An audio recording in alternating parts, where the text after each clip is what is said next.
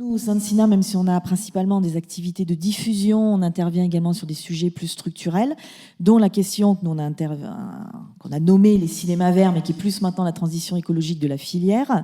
Donc sur cette thématique-là, qu'on travaille depuis maintenant un peu plus de 3 ans. Donc c'est une thématique qui est travaillée évidemment par les salariés de l'association, mais pas que. C'est un groupe de travail qui regroupe à peu près 20 exploitants et également réseaux départementaux de Nouvelle-Aquitaine. Donc il y a on va dire globalement 20-25 personnes qui travaillent sur thématique-là, qui ont travaillé sur la rédaction d'une charte des cinémas verts qui est signée par à peu près un tiers de nos adhérents. Donc on a 155 adhérents. Donc c'est combien, Anne-Laure ? 43 salles adhérentes qui ont signé la charte. Nous mettons en place également des journées professionnelles.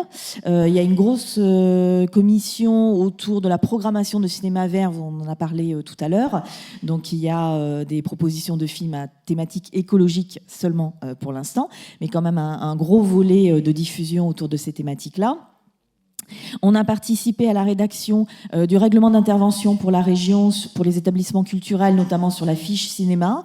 Et donc la région Nouvelle-Aquitaine est une des seules en France qui participe à la transition écologique de la filière vis-à-vis des cinémas via les projecteurs numériques, donc le remplacement des projecteurs par des projecteurs à laser. Donc il y a une participation de la région là-dessus. Donc on a beaucoup de chantiers de fond autour de la transition écologique de la filière. Mais c'est vrai qu'il y a 2 ans, la question de l'énergie est arrivé alors qu'on n'avait pas forcément prévu de l'aborder et on a été obligé de se positionner en fait sur cette question de l'énergie. Donc les salles de cinéma se sont retrouvées avec des factures absolument, c'était totalement ubuesque. C'était des factures qui ont été multipliées par 12 pour certaines salles, plutôt en moyenne 3-4 pour la majorité, mais pour certaines c'était 10-12. Donc au niveau national, vous avez la Fédération des cinémas qui s'est emparée de la question, vous avez le CNC également qui s'est emparé de la question et on s'est demandé au niveau régional comment on pouvait accompagner nos adhérents sur ces questions d'énergie.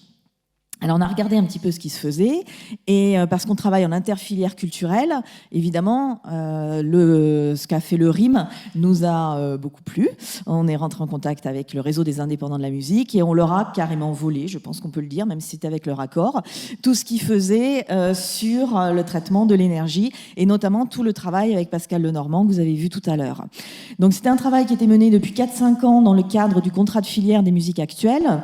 Donc la question du pilotage en fait dans une salle des musiques actuelles, comment améliorer le pilotage pour aller vers des économies d'énergie qui pouvaient aller jusqu'à 40%.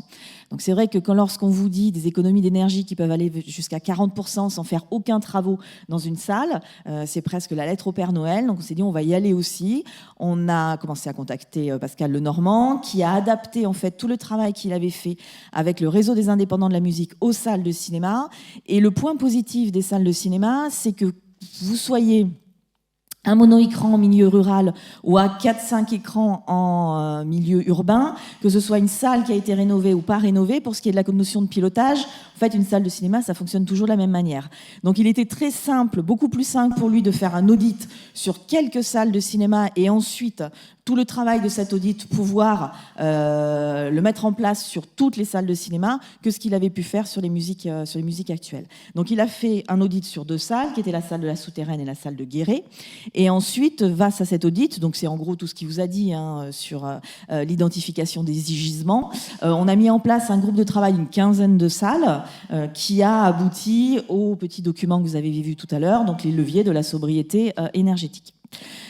Ensuite, voilà, où on en est. C'est où on en est à l'heure actuelle. On est dans une phase 3. On s'est posé la question de savoir comment on allait pouvoir accompagner tout le travail qui avait été mis en place par Pascal. Et là, on s'est dit qu'il ne fallait pas qu'on soit tout seul. Donc la transition écologique de la filière, ça ne concerne pas que les cinémas, ça concerne globalement tout le milieu culturel, notamment d'un point de vue régional. Et on s'est associé avec pas mal de têtes de réseaux régionaux, type le RIM, mais également les librairies indépendantes. On a également 535, Grand Rue pour le spectacle vivant. On a Astre pour les arts visuels. On travaille à l'heure actuelle sur aller plus loin dans cet accompagnement et notamment passer par une acculturation des personnels culturels, de toutes les structures confondues, de tous nos adhérents, et travailler sur la formation. C'est-à-dire que maintenant, on a fait un audit, on a identifié les leviers, mais comment travailler la notion de pilotage en passant par de la formation et faire en sorte que toutes les équipes soient formées à cette notion de pilotage et à ce qu'il faut faire dans une salle de cinéma pour aller vers des économies d'énergie, et ce, sans travaux. Donc pour ce qui est de cette formation, on s'est associé avec une autre structure régionale qui s'appelle le LABA. Je pense que pour certains, vous connaissez, puisque l'idée est d'aller chercher des fonds européens de manière à pouvoir former, trouver de l'argent et mettre en place ce programme de formation. Le programme de formation a été travaillé par Pascal. C'est un programme de formation qui s'étend sur plusieurs années, qui regroupe vraiment tous les leviers de la sobriété énergétique, mais pas que l'énergie, et qui touche à tout ce qui est RSO, et qui est un programme qui permettra de former les adhérents de tous les têtes de réseaux régionaux de Nouvelle-Aquitaine. Donc ça regroupe à peu près 900 adhérents. L'idée, c'est qu'une fois que le personnel sera formé, il puisse, ce personnel-là, former les équipes dans les structures, qu'il y ait une acculturation totale au niveau des équipes et qu'en fait, on ait un accompagnement au changement. C'est surtout ça qu'on vise à l'heure actuelle. Puisque dans les faits, aller vers une meilleure notion de pilotage, ça veut dire aller vers des économies d'énergie de 30 à 40%. Il va jusqu'à 50%, Pascal. Pour l'instant, nous, dans les salles de cinéma, on est plutôt 20-30% au niveau des économies d'énergie. Mais en tout cas, c'est toujours 20-30% d'économies d'énergie. Et ça permet aussi de mettre en place, on va dire, des gestes, une réflexion qui va dans cette transition écologique de la filière. Donc, de réfléchir de manière, on va dire, un peu plus moderne par rapport à la conception qu'on a de son travail dans une structure et dans une salle de cinéma. Donc ça, c'est pour cette partie volet pilotage. Lorsqu'on était sur le travail de groupe des 15 salles autour du document qui vous a été présenté sur les leviers de la sobriété énergétique, Pascal nous expliquait que c'était bien de travailler le pilotage, mais qu'on pouvait également travailler au niveau des économies d'énergie en passant par un courtier en énergie, de pouvoir travailler sur la négociation de contrats groupés. Donc c'était quelque chose qu'on n'avait absolument pas fait.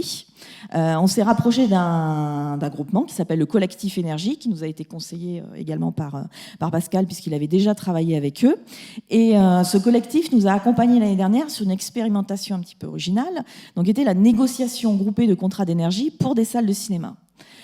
Donc c'est quelque chose qui a été fait en partenariat avec les syndicats de salles de cinéma en région, qui a été fait également au-delà des frontières de la Nouvelle-Aquitaine, puisqu'on a travaillé avec des réseaux d'Auvergne-Rhône-Alpes, des réseaux de salles, et on a commencé effectivement à travailler cette notion et cette proposition aux salles de cinéma de pouvoir passer par un achat groupé de contrats d'énergie. Donc en juillet dernier, il y a eu 20 salles qui ont signé ensemble un contrat négocié autour de l'énergie. Ils ont eu des prix assez intéressants. Donc ils ont signé pour les années 2024 et 2025. Ils ont obtenu un prix de 148 € du mégawattheure. Juste pour vous faire pour vous donner quelques chiffres, d'un point de vue national, au 14 juillet, on était pour les entreprises sur du 153 € du mégawattheure, donc ils avaient réussi à obtenir des prix qui étaient inférieurs. Et pour les salles qui ont signé, on avait des salles qui étaient sur leurs anciens contrats à 600 € du mégawattheure. Donc c'était quand même une économie non négligeable. Après, sur la négociation de contrats groupés, la problématique face à laquelle nous on se retrouve, c'est que beaucoup de salles ne savent pas lire leurs contrats. Très souvent, ils n'ont pas accès à leurs factures. Et aussi, il y a vraiment ce blocage de changer. Il y a vraiment ce blocage. Ils veulent pas changer d'Engie. Ils veulent rester à EDF. Ils veulent pas aller plus loin. Ils ont très peur de changer en fait de prestataire de contrat d'énergie. Donc là encore, on est sur de l'accompagnement au changement que fait très bien d'ailleurs le collectif Énergie, puisque quand une salle signe sur une négociation de contrat groupé, il y a un accompagnement qui va derrière, il y a une proposition également d'énergie verte qui peut être faite, et il y a vraiment cet accompagnement au changement qui est plus que nécessaire sur ces contrats d'énergie. Donc pour ce qui est de l'énergie, l'idée c'est vraiment de travailler d'un côté cette notion de pilotage, de changer, on va dire, sa manière de concevoir et de travailler dans une salle de cinéma, mais il y a également aussi, on peut le doubler avec cette négociation groupée de contrats d'énergie. L'un ne va pas sans l'autre, et c'est vrai que c'est quelque chose qu'on a expérimenté. Donc nous, on souhaite aller plus loin. Donc cette année, on a relancé en fait une nouvelle consultation. Il y a 12 salles qui se sont inscrites, ce qui n'est pas suffisant en fait pour un contrat groupé, puisqu'il faut aller sur 20 salles. Donc là, l'idée, c'est que le collectif Énergie puisse récupérer ces salles-là via des contrats individuels pour pouvoir ensuite les rattacher au contrat qui avait été négocié l'année dernière. Et au-delà de ça, en septembre, on va relancer une 3e consultation pour pouvoir arriver, en fait, au moins arriver à ces 20 salles pour pouvoir avoir sur les négociations groupées. Mais on attend, en fait, toutes les informations nationales du point de vue des droits à Rennes. C'est un système un petit peu compliqué, mais qui permet d'avoir une baisse, on va dire, des prix de l'électricité pour des structures comme les salles de cinéma. Donc des droits qui s'arrêtent en 2026. Enfin 2025, et on attend de voir ce qui va se mettre en place pour 2026. Mais en tout cas, cette notion d'achat groupé est quelque chose qui commence à poindre dans l'exploitation cinématographique. Et encore une fois, voilà, il va falloir le mettre en place pendant plusieurs années pour que ça devienne quelque chose de naturel et que les salles n'aient plus peur d'y aller. J'ai été beaucoup plus rapide que l'année dernière. C'est ce qu'on m'avait dit. Par rapport à cette transition écologique de la filière, nous, on vient de s'intégrer dans un DLA qui a été proposé par le département donc, de la Gironde autour de la transition écologique de la filière. Et Sina a été retenue pour participer à ce DLA. Donc, on verra, on pourra peut-être témoigner l'année prochaine de ce que ça a donné. Et je voulais également juste conclure par rapport à l'année dernière. Il y avait une présentation ici même des GAL. Je ne sais pas si vous vous souvenez, mais suite à cette présentation, c'est grâce à cette présentation-là que je suis allée rencontrer le LABA. Bon, ensuite, on est parti sur la partie formation mise en place dans l'interfilière culturelle, mais on a un autre projet avec le LABA, justement, avec les GAL, avec l'idée d'identifier en fait toutes les fiches actions des 54 GAL de la Nouvelle-Aquitaine, de manière à bien cibler les aides auxquelles les salles peuvent prétendre, et notamment des aides qui peuvent les aider à compléter un financement pour le passage à du projecteur laser. Voilà, donc ça aussi, c'est en cours et c'est directement venu de l'intervention qu'il y a eu l'année dernière ici. Est-ce qu'il y a des questions? Oui.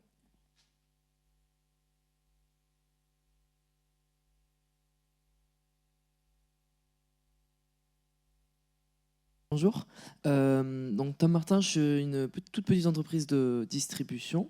Je vais m'éloigner un tout petit peu de la question. Tout à l'heure, vous aviez parlé de tout ce qui est programmation de cinéma vert, notamment support de publicité aussi, je crois, avec les affiches pendant l'intervention de l'ADEME. Voilà, en tant que petit distributeur, l'écologie, c'est forcément un sujet qui m'intéresse également. Et je voulais savoir, peut-être, est-ce qu'il y avait des possibilités pour réduire tout ce qui est impact des supports publicitaires comme les affiches, comme l'ensemble des supports, mais également voilà, sur tout ce qui est programmation verte. Est-ce que déjà il y avait des accords qui étaient mis en place, notamment avec l'installation d'écrans dans les salles de cinéma pour afficher les supports publicitaires? Donc ça reste des questions plus mineures que ce dont vous avez parlé, je le conçois. Mais est-ce que c'est aussi une question importante? Voilà. Alors là, je suis pas vraiment bien placée pour répondre à ça. Je pense que les salles pourraient mieux répondre. Par rapport aux affiches, de toute façon, sur un film, la communication elle est très importante. Donc, faire abstraction de l'affiche, c'est toujours compliqué. Au niveau de la communication, ça passe beaucoup aussi maintenant par de la communication numérique. Après, il y a beaucoup de collectivités qui font le choix aussi de panneaux lumineux dans les salles, enfin à l'extérieur des salles, pour pouvoir communiquer. Donc, on n'a plus forcément le format papier, mais on passe aussi beaucoup par du numérique. Mais on a bien vu ce que nous a montré l'ADEME. C'est pas forcément des économies d'énergie.